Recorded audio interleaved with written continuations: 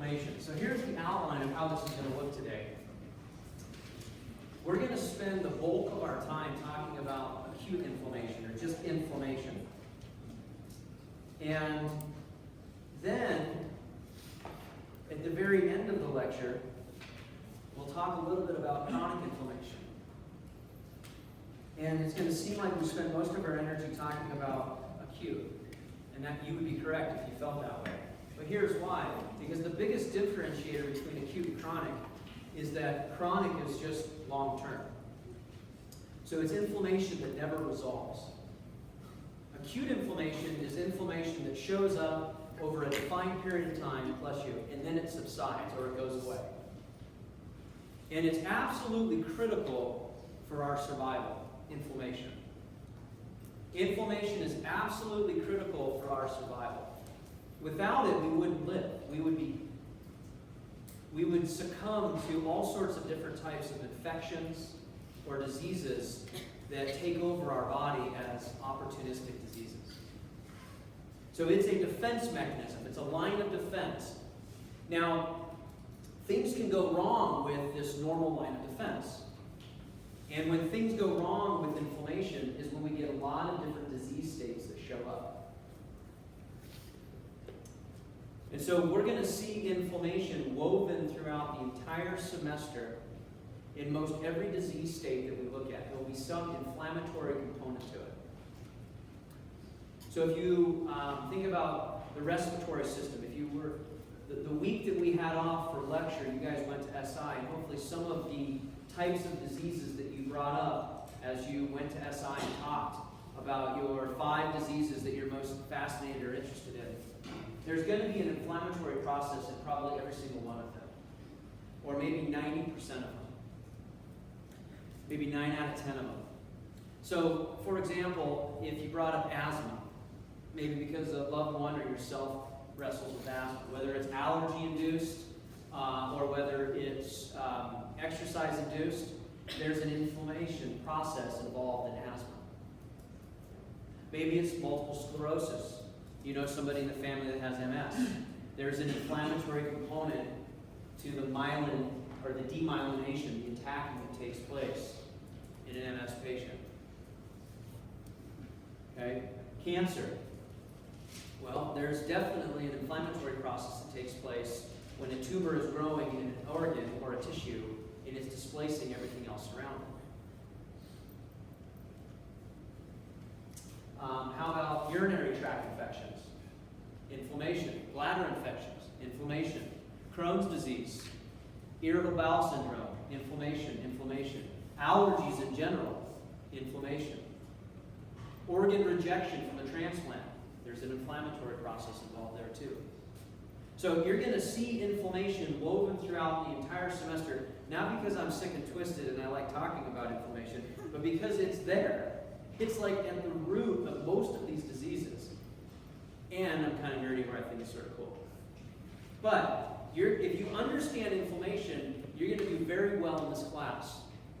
Okay? It's like, when in doubt, the answer is inflammation. What do you think?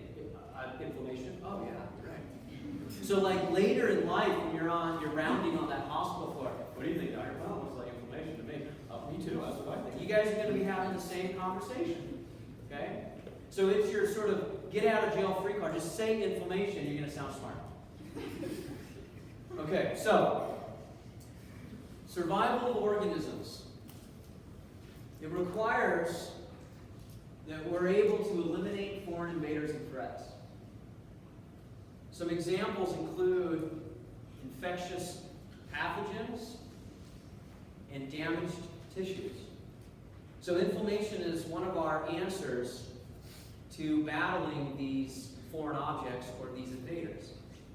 It's defined by immunologists as part of our innate immunity.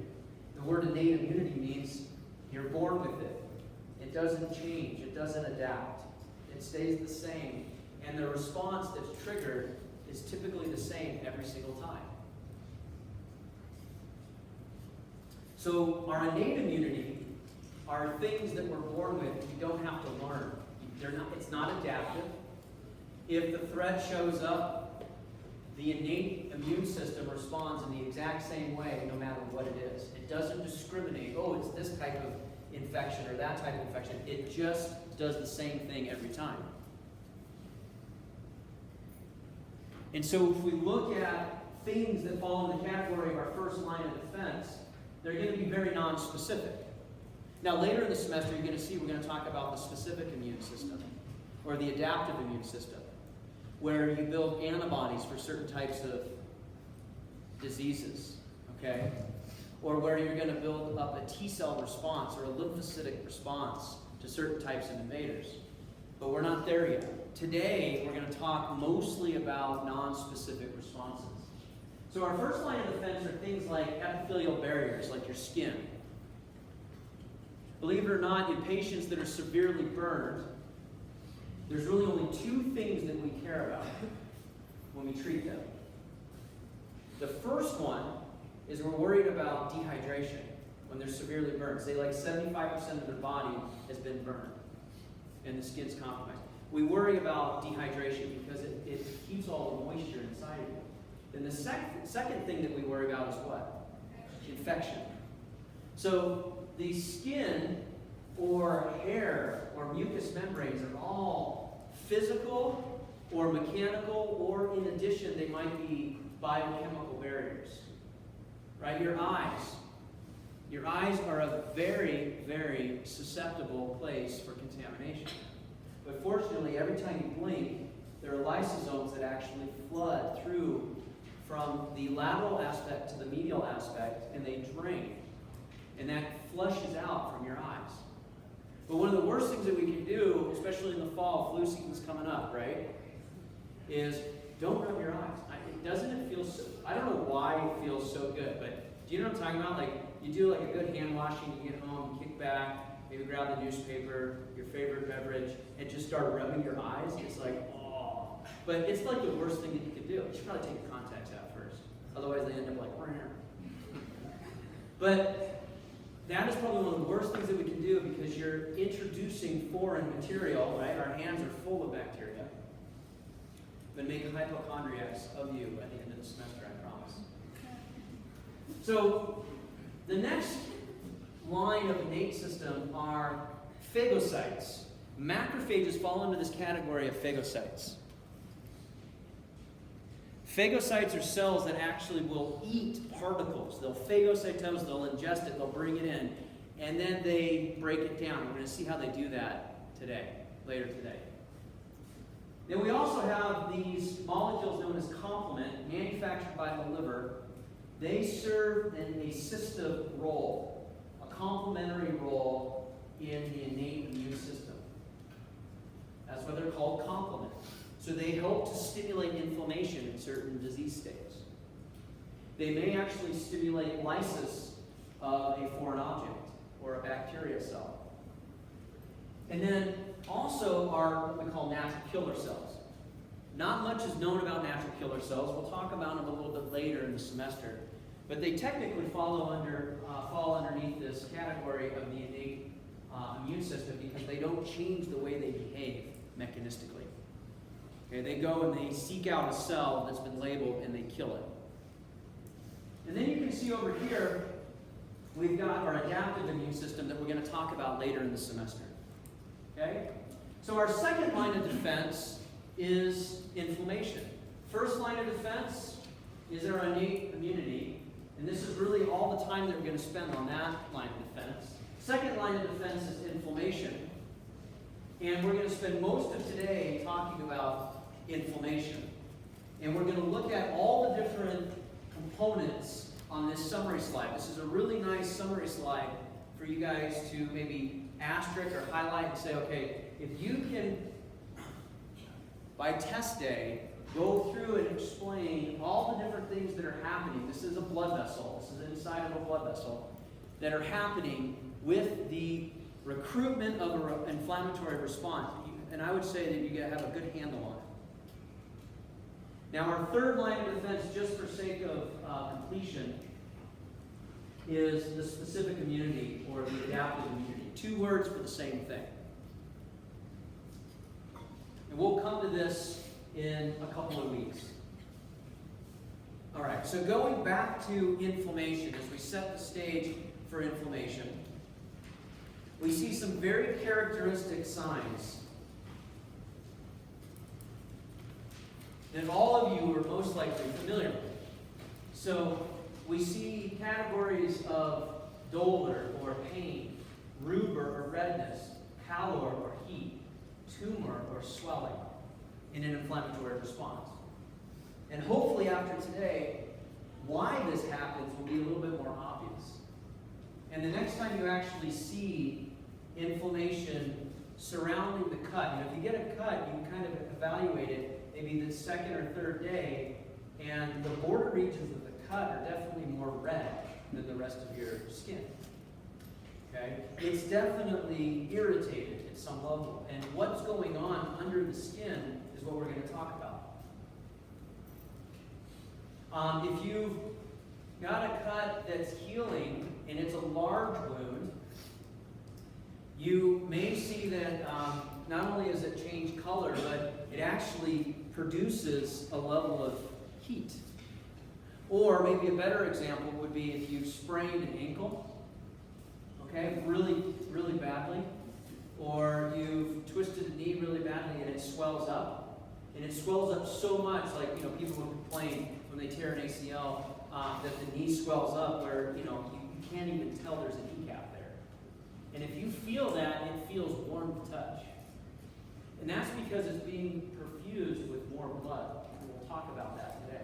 So that blood flow that goes into the area is recruiting cells there. It's bringing in perfusion for nutrition, for a healing process to take place. And it's bringing in fluid, and that's why it swells. Now, you get the same thing happening like on a little cut versus, like an ACL tear, but it's happening at such a smaller level, maybe you don't notice those types of big differences. Okay, so where is this coming from? Well, I alluded to this idea of blood flow. So let's look at this figure that will kind of characterize in a cartoon format. This is normal microvasculature. So here's an arteriole on this side on the left, and there's a venule on the right. And you can see a few resident macrophages or lymphocytes that are hanging out in tissue. They're just there. They're considered to be sentinel cells that are, stationed in certain areas, kind of like a fire lookout, looking for, is there something to be concerned about? Now, the moment they see something, they literally blow a whistle in the format of releasing a chemical signal. That chemical signal brings in additional macrophages to actually battle whatever's happening and raises the level of inflammation in the tissue. And that's exactly what you're seeing here. Well, you've got dilation, vasodilation, or expansion of the capillary bed. That increases blood flow into the area. That increases the number of monocytes that come to the area. As soon as a monocyte leaves the blood vasculature, it comes out into the extracellular matrix, it becomes a tissue macrophage. So that's where all of these cells have come from, as they've come from the circulation. You can see this one's inside. This one's being captured in the process of immigrating out, or diapedicing is another word for it. And as soon as they're in the tissue, now they're considered activated macrophages. And they come from circulating monocytes. So when we increase blood flow into the tissue, and we expand or dilate the size of the vessel, or the diameter of the vessel, we allow for little gaps to show up where these cells can squeeze out. Well, the cells don't only leave, you also get fluid coming out. You can see the leakage of plasma as well as the leakage of plasma proteins, and that's what gives rise to the swelling or the tissue edema that we've been talking about. Okay?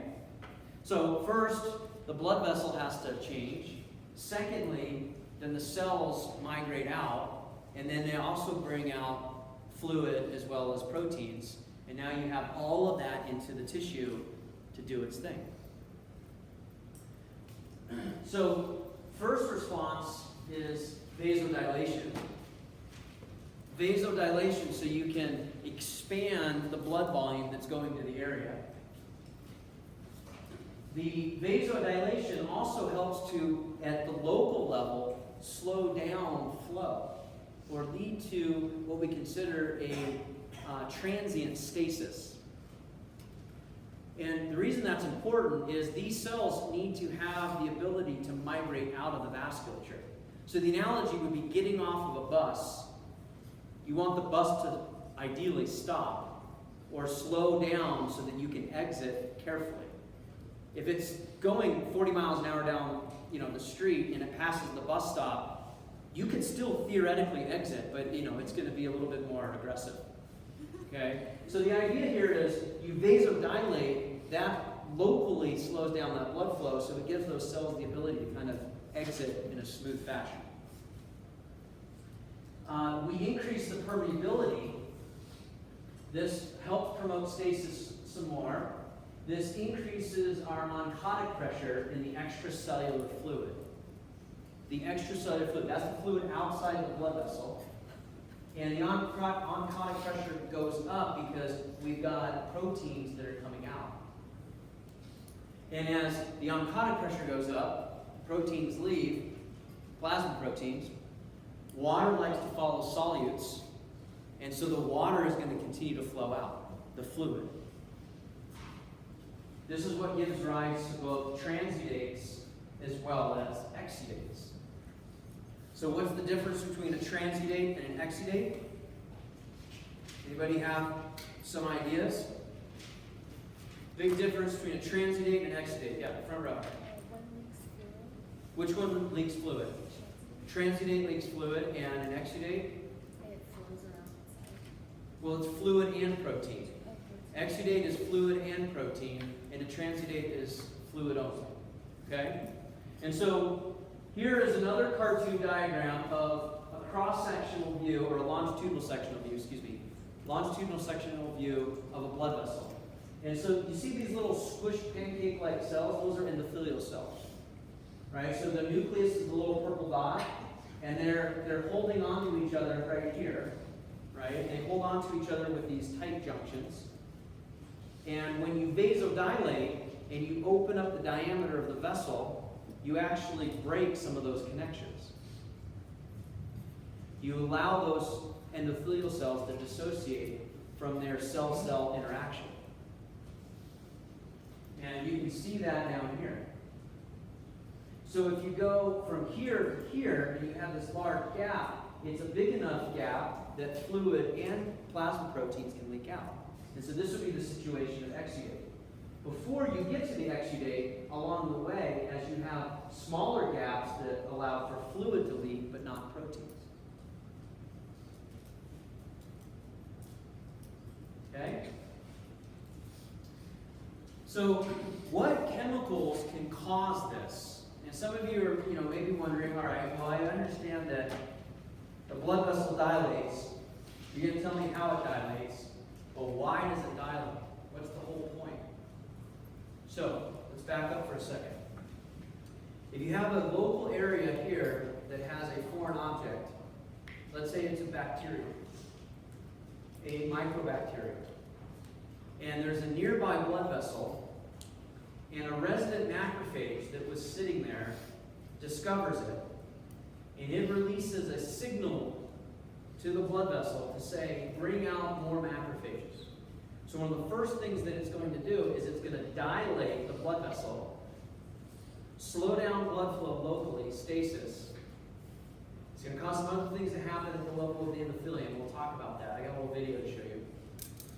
And you're going to recruit circulating monocytes out, and they're going to go to where that macrophage was that signaled it. And then they're going to engulf the bacteria.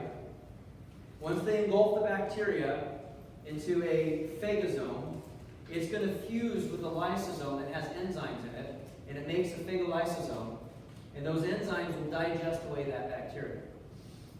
And that's how it neutralizes it. That's ideally how it takes place. Now, if the number of bacteria outnumber the number of macrophages, then the infection wins. But if the macrophages outnumber the number of bacterium, then your body fights it off naturally. So we all know that there are cases where you get a bacterial infection that your body can't fight on its own, and we need a course of antibiotics in order to combat that. Okay? So that's the whole story, and now I'm just going to continue on with the details along the way. That help? So this is another picture of a blood vessel. Here's a monocyte, circulating monocyte. You can see the endothelial cells, they look a little bit more like flat pancakes or dinner plates. And the spaces in between them, maybe a small amount of fluid leaks out in a normal blood capillary. But when we have a vasodilation, or we increase the permeability, now can you see kind of the cracks or the gaps between the endothelium on the right picture?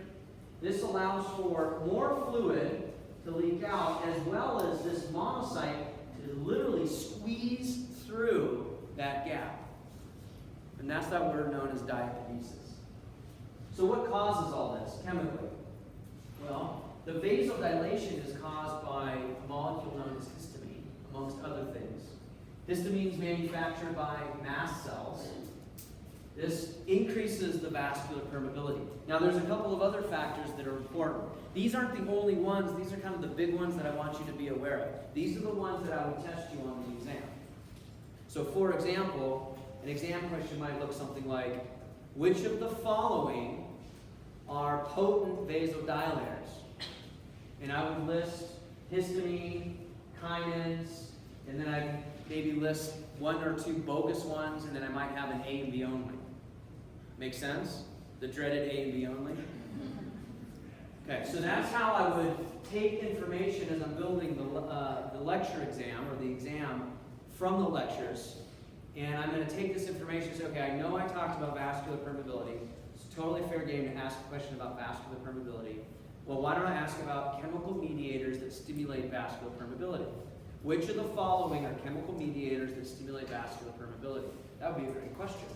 And I would have 3 correct answers to choose from, and I just have to fashion a multiple choice question that includes 1 correct answer, or maybe 2, or an all of the above, or a none of the above, or an A and a B only. Okay? All right, so kinins. And vascular endothelial growth factor. All 3 of these are potent vasodilators. Kinins are things like cytokines, as well as this is tumor necrosis factor alpha, TNF alpha. This is interleukin 1. So IL-1, TNF alpha, and a variety of different cytokines are all potent vasodilators. Another one on the list, known as vascular endothelial growth factor, VEGF. Its old name, I actually like better, was vascular permeability factor, VPF. So that literature faded away and stopped being in vogue in like the 1990s. Okay? So in the 1990s, we stopped calling it vascular permeability factor. We started calling it vascular endothelial growth factor. So VPF or VEGF is manufactured by activated macrophages. Those activated macrophages will release it. So that's the positive feedback loop that shows up. Okay, now let's talk more specifically about some of the cellular changes that take place and the contributions that are happening within the blood vessel. So here's another cartoon of a longitudinal section through the blood vessel. And you can see these are endothelial cells. They're not drawn as flat pancakes, as flat as some of the other pictures. That's the only criticism I have about this picture. Is I really would like these to be a little bit more squamous in architecture. But other than that, I like the figure. Here is a monocyte, and as the monocyte becomes stimulated, do you see how it starts to flatten out? And then eventually it squeezes through, and it's being chemotaxed, or it's chemically being attracted to the location where that signal came from. So we've got recruitment, getting the monocyte recruited, activating it to have it sit down flat on the endothelium, and then chemotaxis which would involve squeezing through and moving over towards the inflammation. So I have a video, and let's hope that this works. I thought I had it queued up.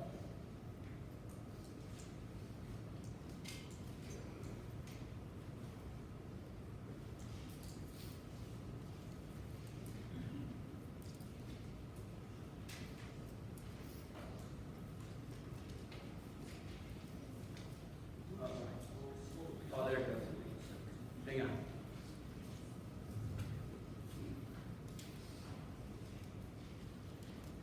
Oh, you can't see it. While red blood cells are carried away at high velocity by a strong blood flow, leukocytes roll slowly on endothelial cells. P-selectins on endothelial cells interact with PSGL1, a glycoprotein on leukocyte microvilli. Leukocytes, pushed by the blood flow, adhere and roll on endothelial cells because existing interactions are broken, while new ones are formed. These interactions are possible because the extended extracellular domains of both proteins emerge from the extracellular matrix, which covers the surface of both cell types.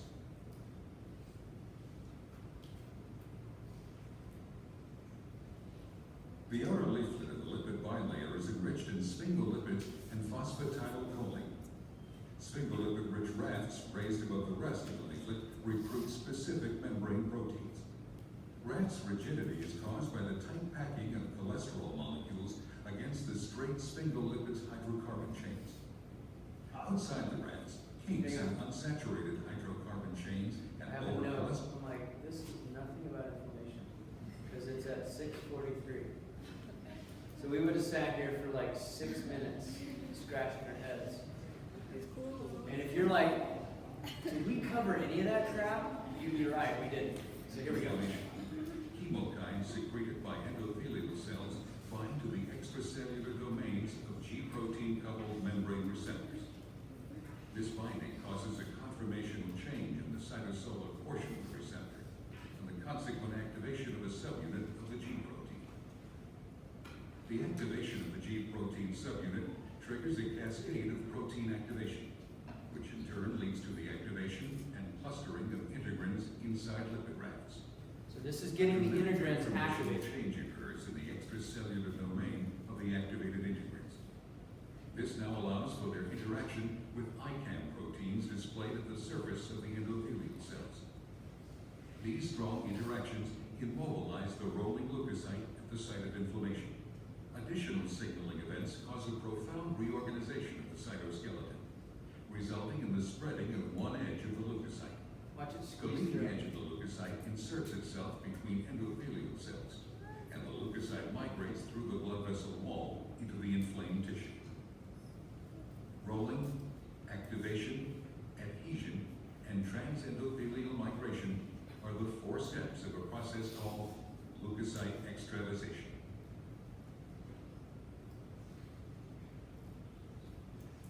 Okay. So I'm going to explain that in more detail, but I wanted you to see that picture.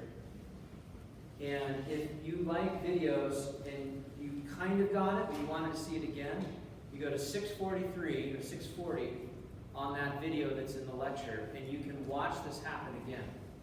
Because what I'm going to show you now is a still picture of all the stuff from that 6 minute and 43 second for about whatever that was, like 30 seconds. That was about all it was. And that's all you really need to watch if you want to see the video of what this looks like. But wasn't it crazy to watch this spheroid cell flatten out and then squeeze in between 2 endothelial cells? It reminds me of like a sci-fi alien movie of some sort, right? It's kind of weird, but that's what happens throughout our day, and that's how you recruit these cells out of the vasculature. So we heard language like integrin and P-selectin. You're like, okay, what were we talking about that? Well, if you previewed the slides, maybe it made a little bit more sense. If you read the chapter, maybe that video actually was concrete. Okay, and that's the goal. But my job here is to make sure that fewer people walk out of here, or nobody walks out of here, not understanding this process. And if I fail at that, then we've got a safety net with Iridium and SI. Okay? Or we have office hours that'll have again on Thursday from 12 to 1. Okay? So, the way this process works is we've got our leukocyte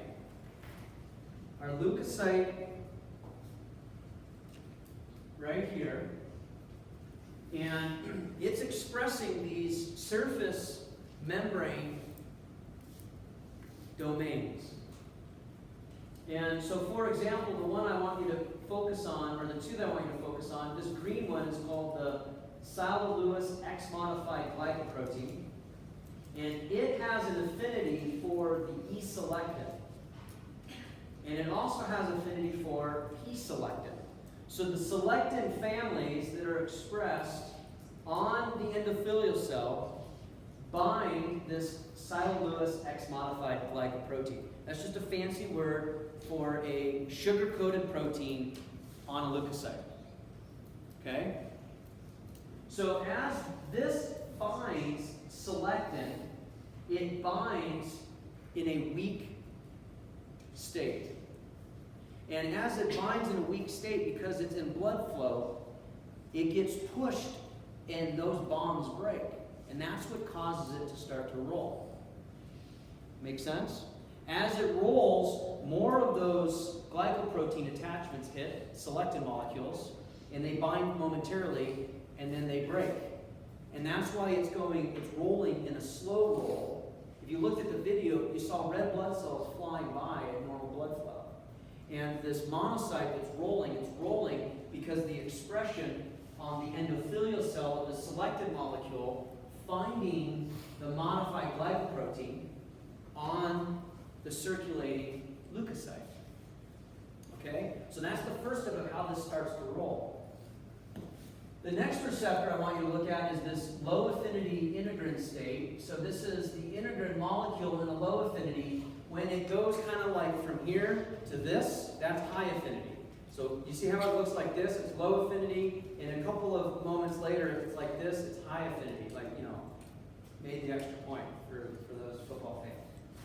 So low affinity state. Over here, it's in a high affinity state. It's in a high affinity state when you've got two Cellular X-modified glycoproteins bound to P as well as E-selectin. I'm sorry, E is yellow and P is the blue. E and P selectin, that triggers the integrin to go to its high affinity state. So as selectins start getting bound to these glycoproteins, you're triggering intracellularly in the endothelial cell, and you're triggering intracellularly in the circulating leukocyte surface molecules to be expressed in different affinities. When this gets expressed in a high affinity state, it finds its integrin ligand, ICAM1. That was from the video that we just saw. So first, the endothelial cell expresses selectins. Secondly, it starts expressing integrins. And it has those integrins intracellularly, but there's a G protein signal that causes them to cluster. And as they cluster, they form the appropriate complex to receive their ligand. So here's our integrin high affinity state binding to the integrin ligand ICAM on the endothelial cell. And you see how you've got 1, 2, 3 integrin binds. Here's still a P-selectin that's bound. This is what starts to flatten out that monocyte. As it starts to flatten out, now we've got PCAM, also known as CD31. PCAM is expressed. This helps to facilitate that squeezing through. It's almost like it's grabbing little components on the surface and it's kind of pulling it through. So if I'm an endothelial cell and she's an endothelial cell and a monocyte's right here, it's like both of us are grabbing clothing on the monocyte and squeezing it past us. Make sense? That's the functional role of that PCAM1 or CD31. Make sense? So you might want to look at this slide and go back to that video, 6 minutes and 43 seconds, start there. And make sure that all of this story is coherent in your mind. Now, once we get this circulating monocyte into the tissue, now it's considered an activated macrophage. And as an activated macrophage, it can actually start releasing chemokines. It can chemically tax to the area where the microbes are and phagocytose. It can produce more VEGF and cause more vasodilation to take place. It can release interleukin-1 as well as TNF-alpha. Those are also factors that come from a macrophage, and those are also potent vasodilators. Okay. So the question could be on the exam, which of the following potent vasodilators are produced by an activated macrophage? Right? And that would be TNF-alpha, interleukin-1, and VEGF could be argued to be accurate as well, but maybe I wouldn't put that one on the list. Okay? So this is the process of recruitment, and once the macrophage gets to the location where the bacteria is, now it needs to do something with the bacteria. So here you see the macrophage has the bacteria inside. This is a higher resolution view. This is the macrophage down here. This is its cell membrane.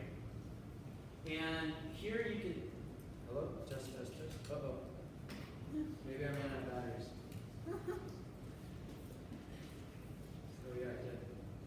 Can you guys still hear me? So? Can you still hear me? Okay, so in this situation where we've got recognition and attachment, we've got recognition and attachment to this microbe. And it phagocytoses it by first invaginating a component of the cell membrane, and then it pinches it off inside. It brings it in as a phagosome.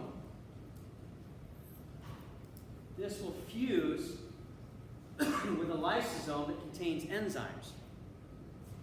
So now you have a phagolysosome with the bacteria and the enzymes inside. Here's a higher resolution view of the membrane of this phagolysosome. Inside of that membrane is this oxidase known as phagocyte oxidase. This takes oxygen and splits it and makes free radicals. As it makes free radicals, these free radicals are available to destroy that microbe. They're highly reactive. In addition to that, in the membrane, we have an enzyme known as inos. And this is going to convert available arginine, and it's going to make nitric oxide. And nitric oxide, as well as reactive oxygen species, are toxic to these microbes. And that's the mechanism, two mechanisms by which we destroy bacteria that the phagocyte is actually engulfed. And you do this 1,000-fold, depending upon the burden of the bacterial infection. Make sense?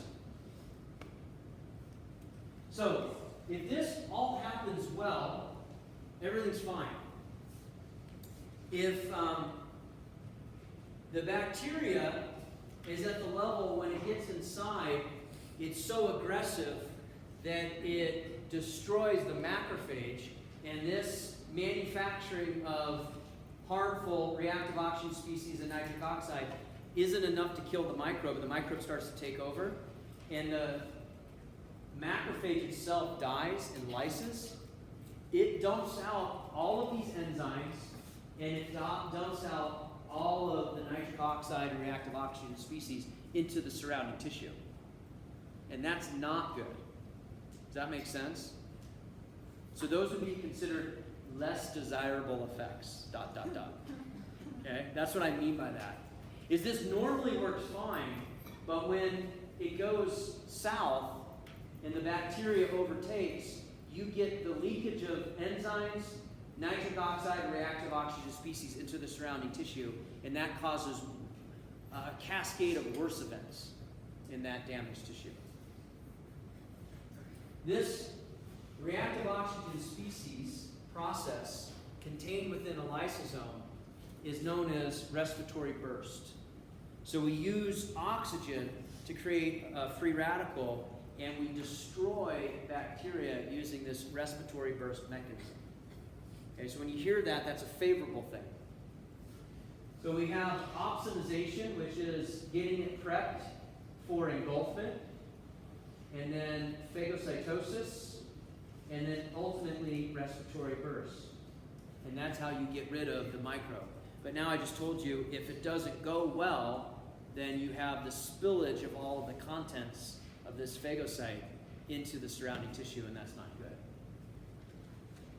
Okay, so along those lines, if we look at sort of the different types of outcomes that can take place in an inflammatory event. So here's our representative blood vessel. Here's our circulating monocyte. It's adhered, so P-selectins are bound, and the integrin is in the high affinity state, so it flattens out. Now we've got ICAMs helping for it to migrate through. Now we've got a tissue macrophage. Okay? So from the tissue macrophage, it becomes activated. We can either go into less favorable desires on either direction, as it can damage tissue in this way. If it releases its toxic oxygen metabolites, like the reactive oxygen species we just talked about, that can cause tissue damage. It releases the enzymes, the proteases. It releases all these chemotactic factors. It releases coagulation factors, and it releases nitric oxide. Nitric oxide actually causes vasodilation of blood vessels as well. And so now you get even more macrophages showing up.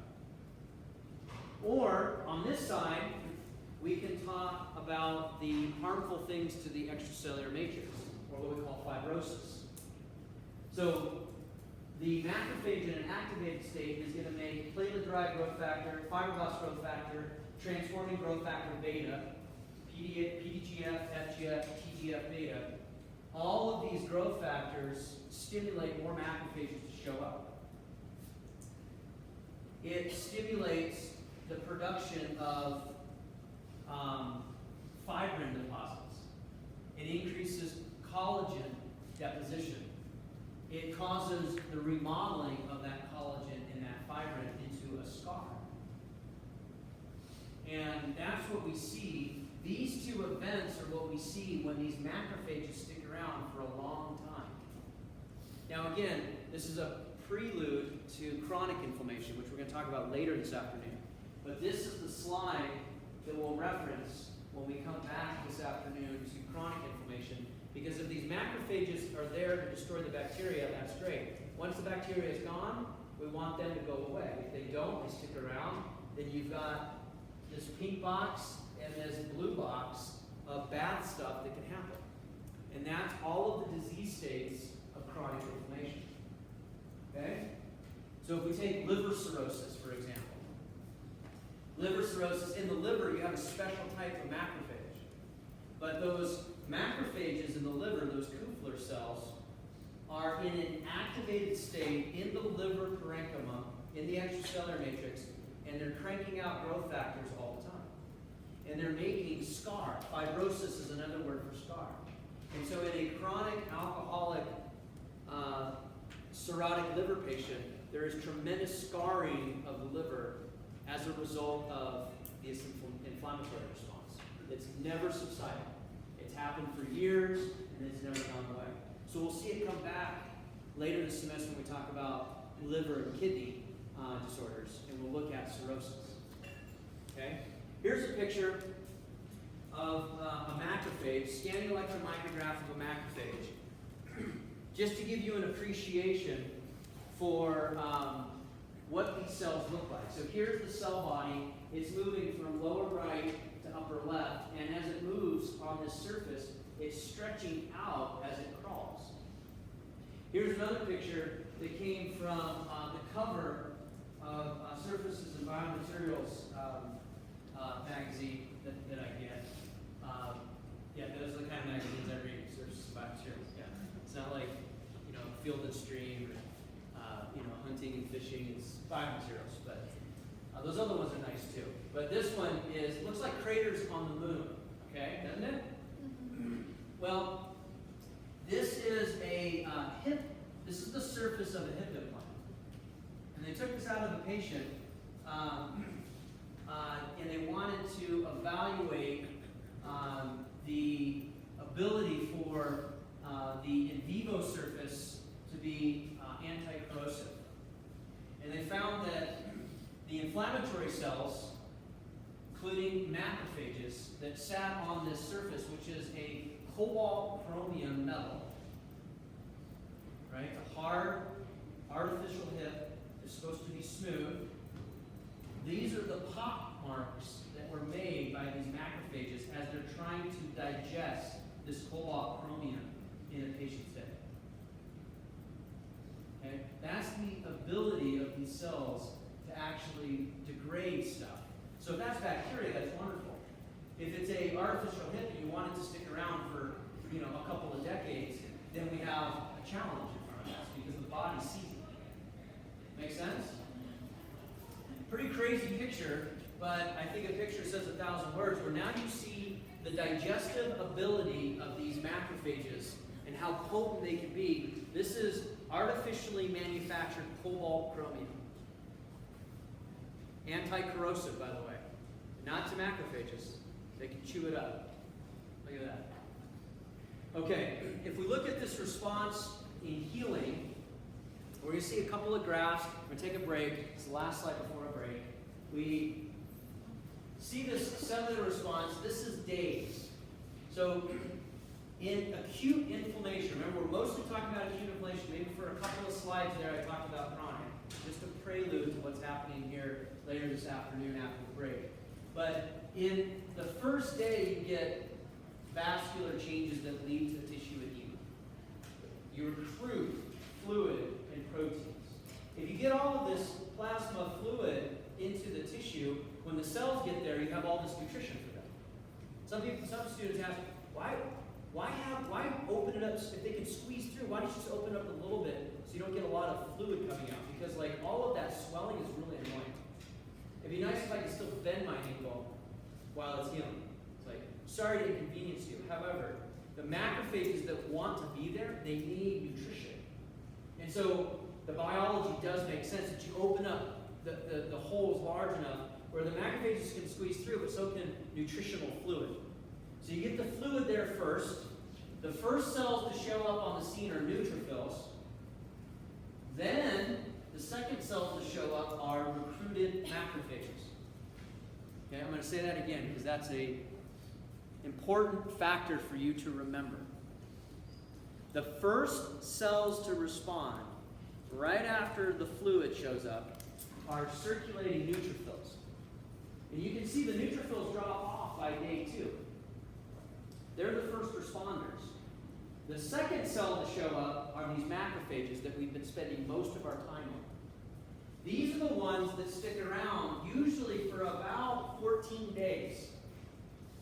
This goes on for maybe up to 14 days maximum. If this line stays plateaued beyond 14 days, we call that chronic inflammation. Okay? And that's what we're going to talk about later. All right, let's take a break.